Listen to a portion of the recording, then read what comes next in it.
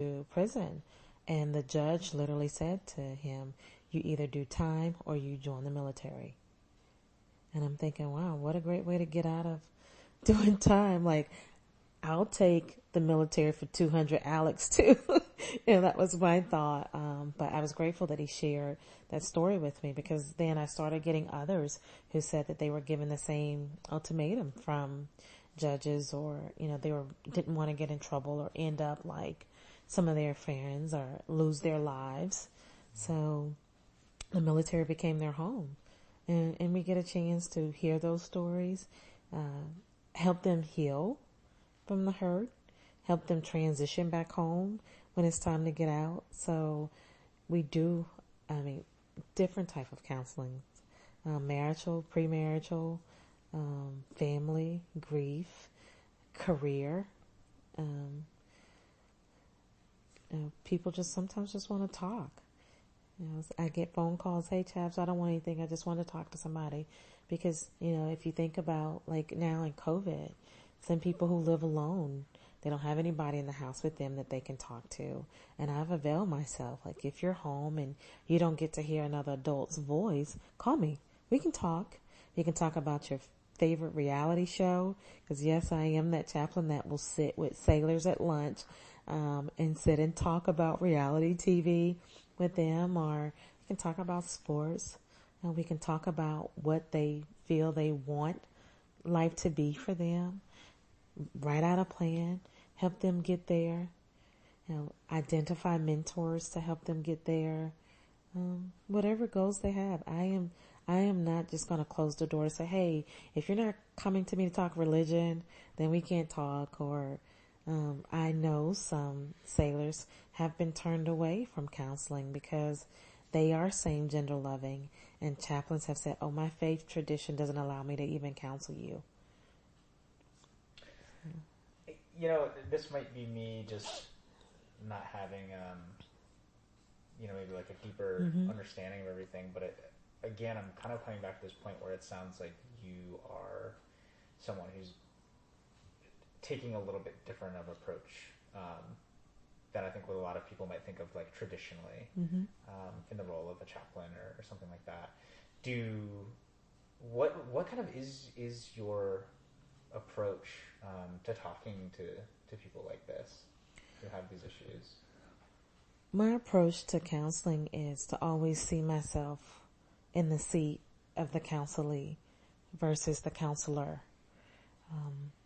How would I want people to speak and talk and treat me when I'm experiencing difficulties? And I'll share. So when I lost my daughter Sydney, I did seek out professional counseling via the military, and I should have been in the counselee's seat, but the therapist was more so uncomfortable, and she would constantly say, you're a chaplain, you know this.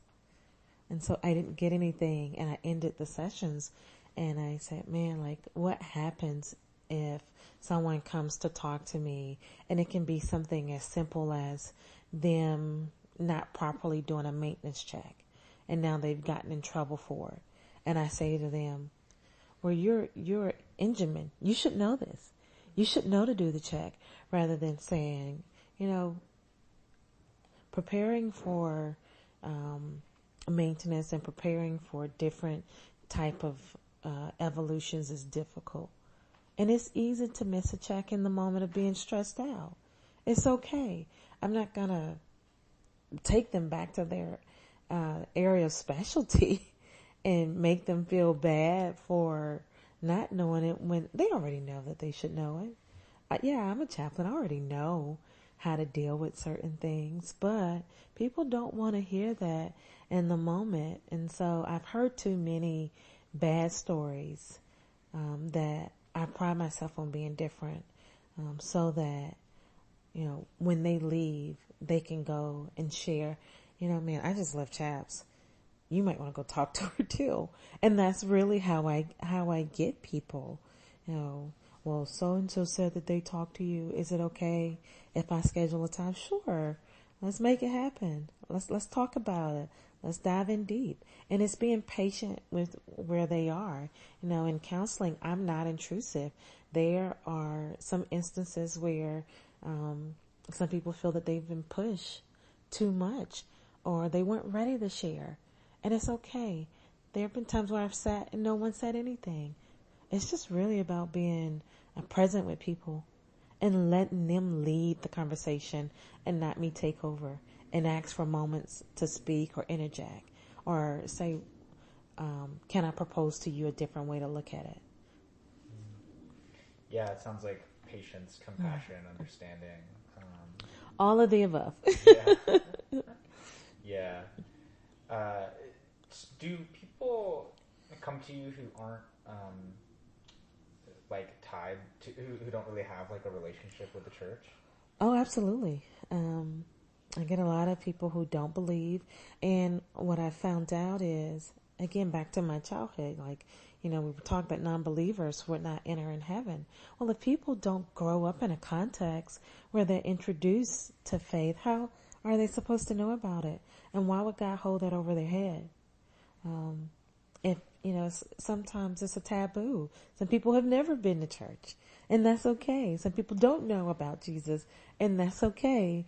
I feel like my life will inspire them to either want to know more or not, or be okay with where they are. And I always put out there, you don't have to believe what I believe or who I believe. It's about you in that moment. My faith and my beliefs are not on the table.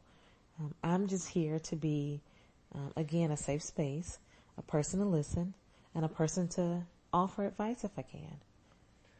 What does it feel like for you to be somebody who seriously is like providing comfort to people and like helping people through challenging things? I feel blessed and honored. And honored more so that I would be chosen for them to even bring it to me. At my installation, for my command, I am the only chaplain, but there are other chaplains on the installation at other commands. And I always promote that if someone comes to me and they feel like we are not a good fit, then I'll advocate and help them get the right person, because again, it's about the relationship. It's about them being comfortable in sharing and knowing that I may not be the end all for them and that they may have to go on a little further. And I'm okay with it. I don't ever take offense to someone say, hey, chaps, thank you, but do you mind referring me out? Absolutely. Yeah, you seem like someone who just one is like a very warm, like welcoming person to sort of like help people on this individual level. But I also am just thinking of the idea of sort of like community and bringing people together from what you're saying. So I mean, like, how much of your job feels like that kind of thing, community and bringing people together?